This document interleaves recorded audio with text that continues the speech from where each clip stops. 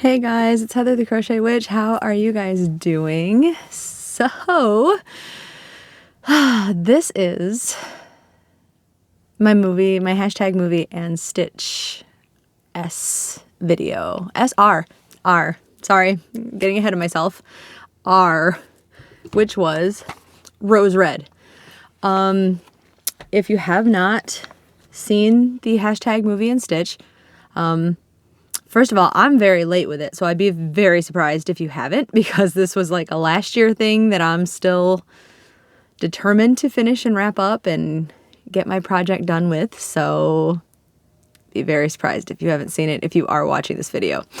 But that being said, this was started by Terry from the Yarn Joy podcast. Yes, it was. And sorry, it's super late.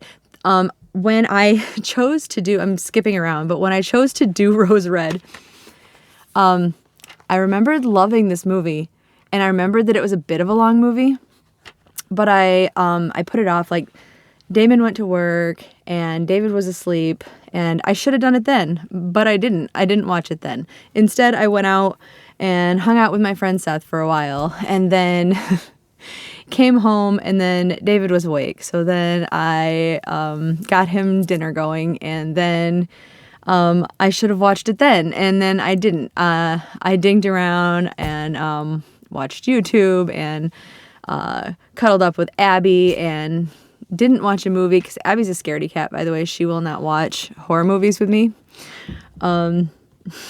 So I still didn't watch it.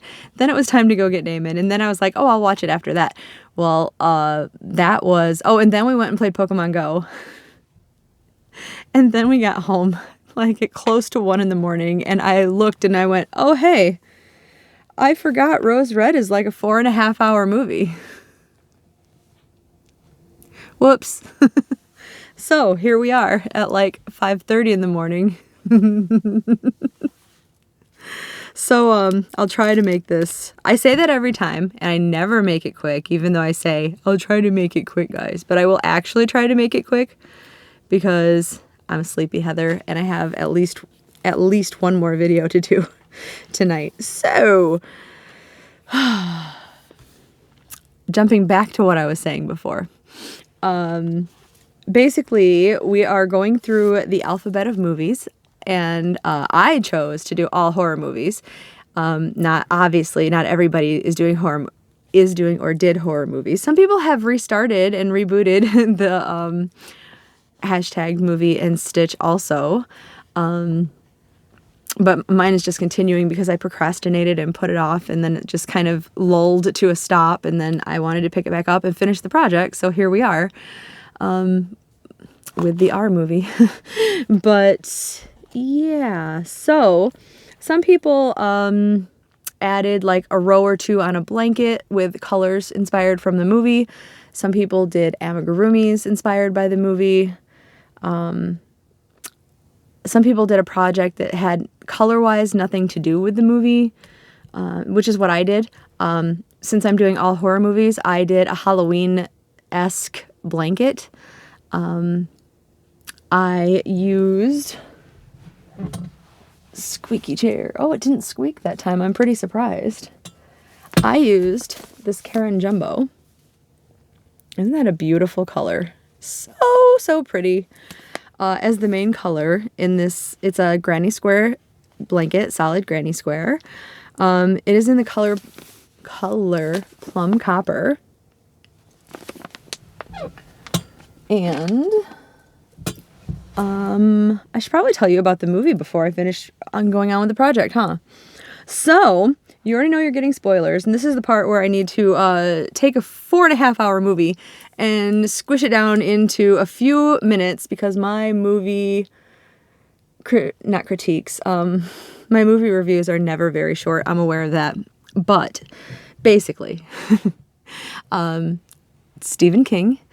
Stephen King is obviously... Well, I shouldn't say obviously. Maybe not everybody loves Stephen King, but I definitely do. Master of horror, in my humble opinion. It was an adaptation into a miniseries ABC, I think it was, originally. And that's why it's so long, because it was like a 4 or 5 part miniseries on TV. And it was meant to be just like the most haunted house of haunted house movies. And originally, Steven Spielberg came up with that like plan to be like the most haunted houseiest thing ever, and brought it up to Stephen King. And then by the time all was said and done, Steven Spielberg had kind of moved on, and Stephen King just bought his rights out and did it himself, from what I understand. So Rose Red is basically the name of this house, which is built on I forgot how they put it, but basically like a dimensional, like a vortex or something was the working theory.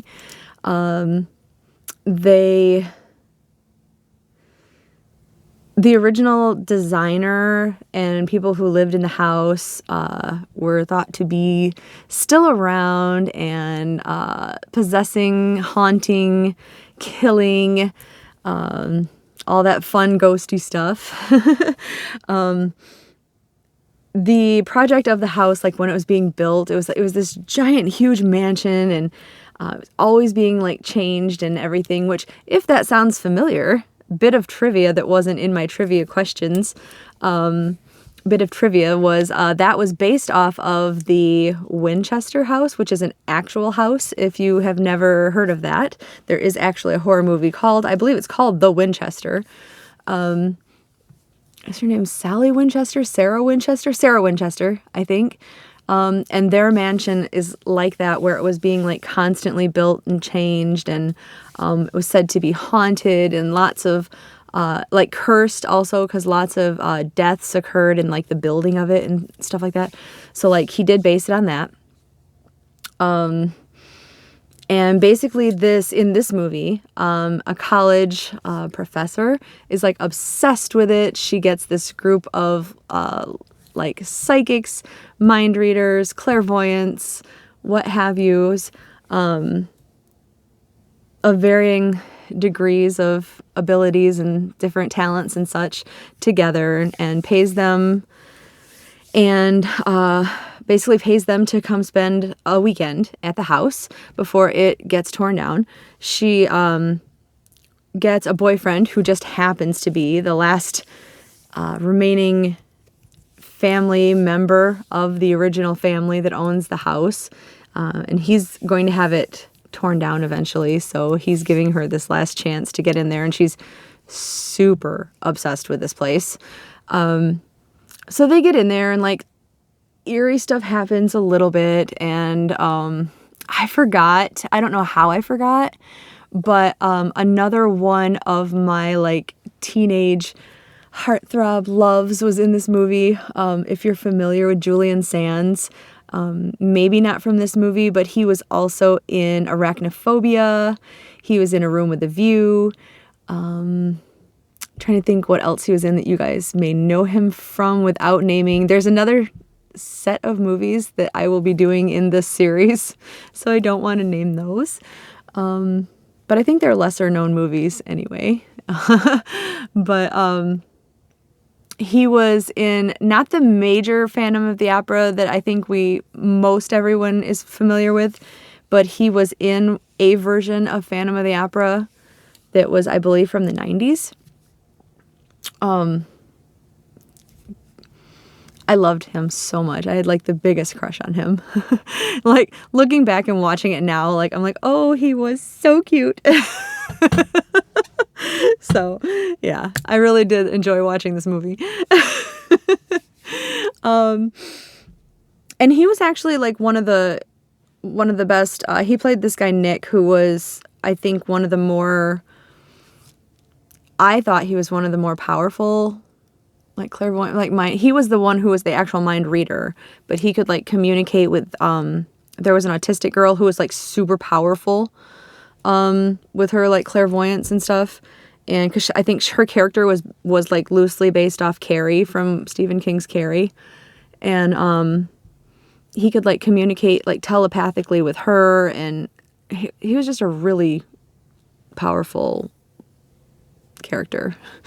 And but the house starts to take over, and like it picks off a couple of them, like things get a little creepy, and they get picked off. Like the first night that things got weird, they obviously were like, oh, I suggest nobody goes anywhere by themselves. And so the first thing that happens is a couple of them start wandering off by themselves, like out of their room at night.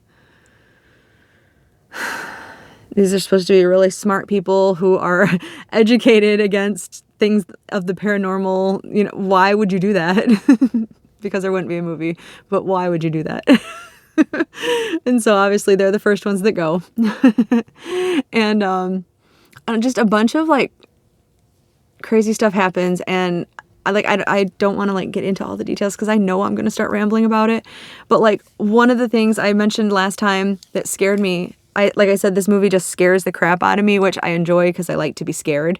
But like, I had a dream when I was a kid that, I promise this is going somewhere with the movie, but I had a dream when I was a kid that I was walking through my town, and there were statues, like a group of like 2 or 3 statues that were in this formation. And when I was walking past them, they came to life, and I'm getting like the chills thinking about it still. And that happened like when I was like a teenager, right? Like a young teenager. And they came to life, and they started chasing me. And basically like the whole dream was like this absolute nightmare of me trying to outrun these statues and hide from them, and they were always finding me, and it was awful. Like it was one of those wake up in like night terror sweat, terrified for your life, was it really real kind of awful nightmares. And it stuck with me forever. There was like that, and like even though I like vampires and werewolves and stuff, I had this really crazy one when I was really little that I got kidnapped by a vampire and a werewolf, and they threw me in the back of a truck and kidnapped me. That's neither here nor there. Anyway, the statue thing. And so ever since then, I have been really creeped out by statues. Like it's like this insane, like creeped out fear of statues. I will not walk by them if I can help it. I will like walk well around any statue. I don't even like I don't even like thinking about like the like I couldn't imagine being close to like something like the Statue of Liberty, where it's like this giant statue. Or when I was in England, I was in Liverpool by Lord Nelson's Coliseum. I think that's in Liverpool, right? Or was that when we visited London? I think that was in Liverpool. And if I'm thinking of the right place, like forgive me, this was a while ago that I was there. But if I'm thinking of the right place, Lord Nelson's Coliseum is like it's there. It involves a statue of him anyway. Like it may be up taller, but I don't like it. I don't like it.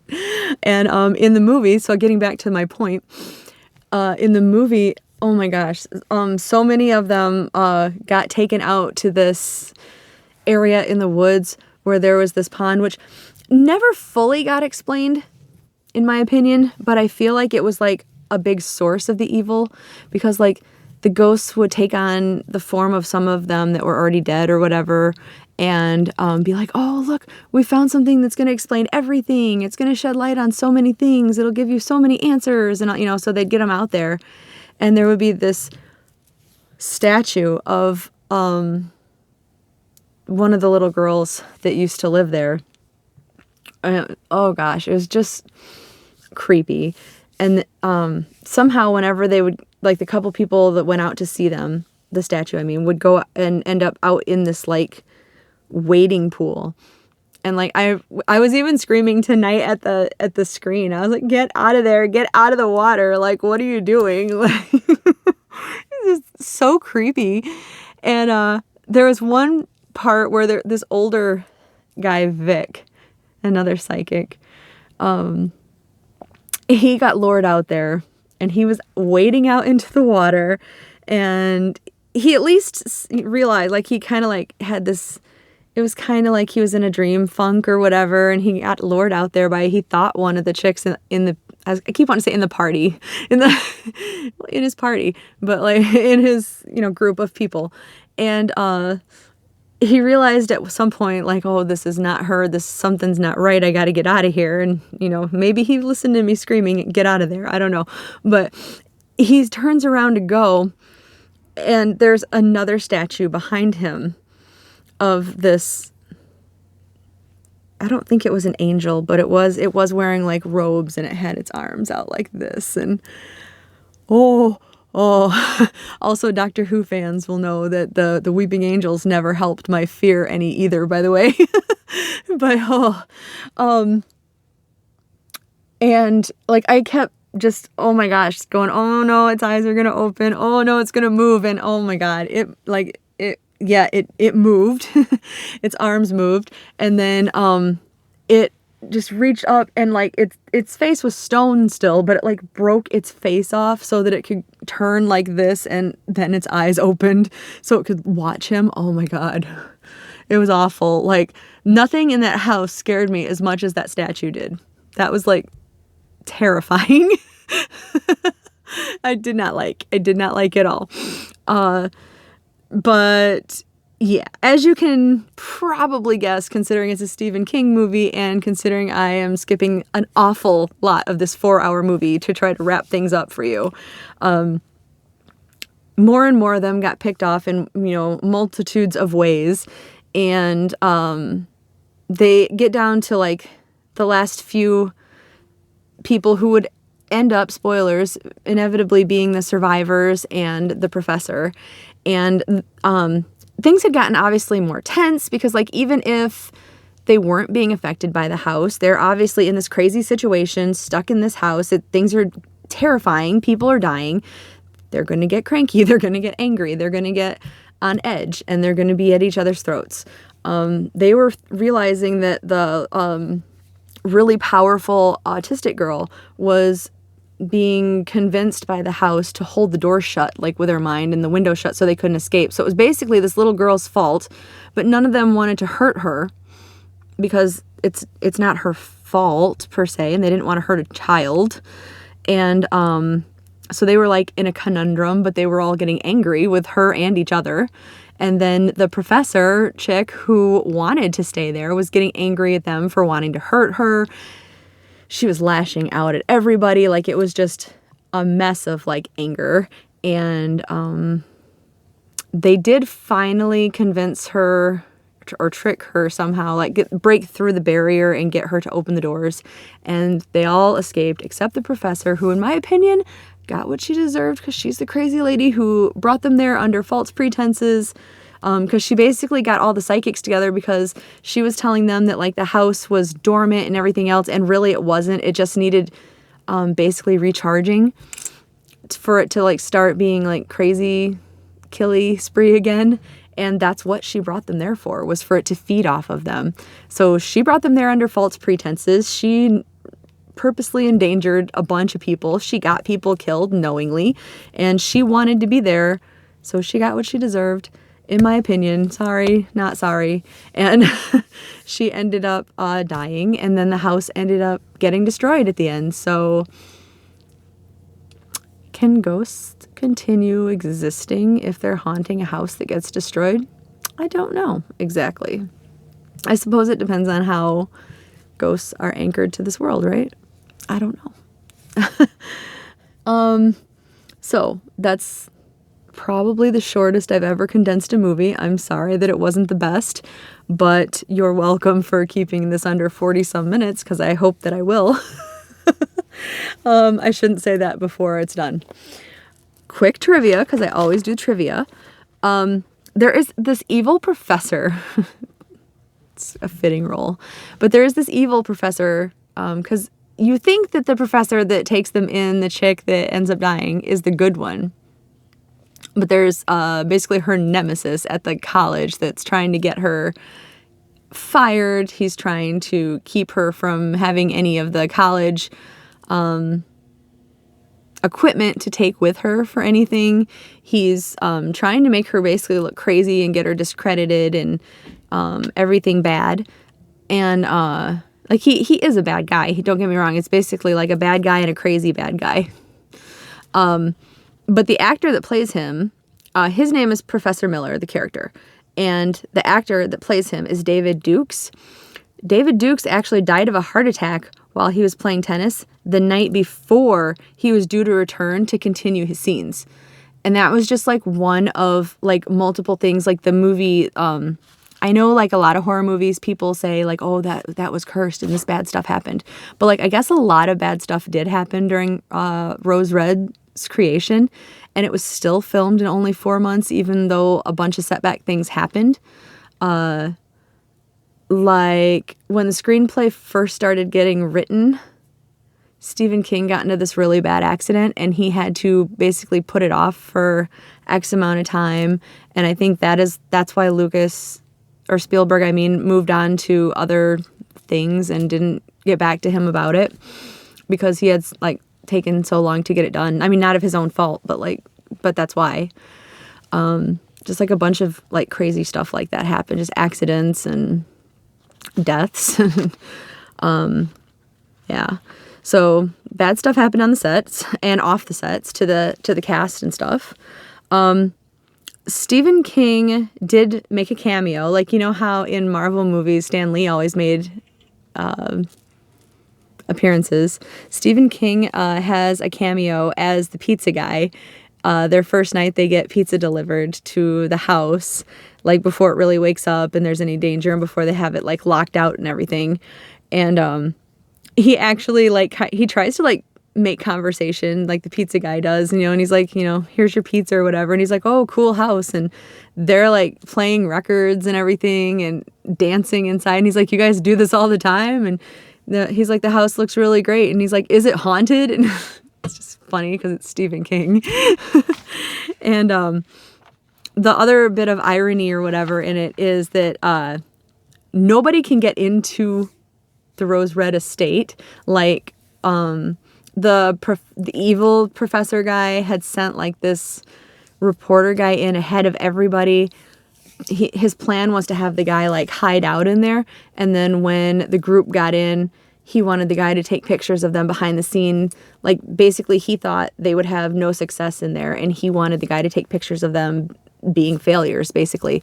But unbeknownst to him, the guy actually got killed and was the first victim of that moment of the house. But he had to somehow obtain a gate clicker to let him in also, and he gave it to the guy so that he could get out when he needed to also.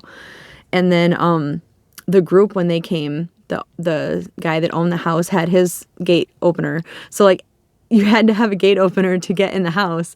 But yet when pizza delivery guy Stephen King came to the door, he just came right up to the door, so he had no problems at all. Just a bit of oddness, I guess. Anyway, that concludes that. Back to the project. So I told you the yarn, and I told you that it is a solid granny square blanket. I am bordering it with these 3 colors, and I did get these 3 squares done. It was a super long movie, and I probably should have gotten more done, but I'm trying to pace out like a certain amount of things per movie so that I can finish it during the movies. You get it? You get what I'm saying? But I have this really beautiful color called Lime. This one is a discontinued Joann's Big Twist Rainbow. And then I have this one that I believe is called, it's either called Orange or called Pumpkin. But it is a Big Twist Classic. No, that's a lot. Yeah, Big Twist Classic, which basically replaced Rainbow. And then this is also a Big Twist Classic that is in the color, I believe this is Violet. So those are the 3 colors that are bordering it. And I am joining it in black. I was asked to show it, but I don't have the actual blanket with me. So the next time I do this for the next video, I will show it so you can see my join, and I will try to get like a really good close-up of the join itself for you, because I'm doing a continuous join that I have the tutorial linked for down below, I believe. And I'm just using a Red Heart with Love black to join it. And as far as the actual project goes, I think that is it. And I'm trying so hard to keep this shorter, so I'm going to tell you what my S movie is, and then we'll be done. So the S movie, I could not decide. I'm still a little up in the air, but I think I decided. Originally, I was going to do The Stand. Somebody asked me about that, and that because The Stand is my favorite Stephen King book and my favorite movie. So there's a slight chance that I may still do it. But I really, really, really want to do Spree, which is another S movie too.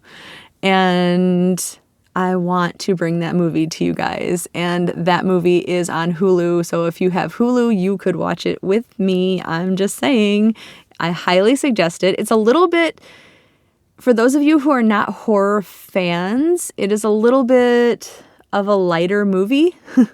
So I might go with that one. I don't know. Maybe I'll watch them both. I don't know. But I know that's kind of cheating. But yeah, I really do want to watch Spree. So I think I might go with that. It has Joe Carey in it, who is Steve from Stranger Things. I'm just saying. I'll probably go with Spree. So there you have it. And I am going to end this and get it uploading and get one more video done for you guys before I call it a night. So I will see you in the next one. All right. I love you guys, and I will talk to you very soon. Bye, guys.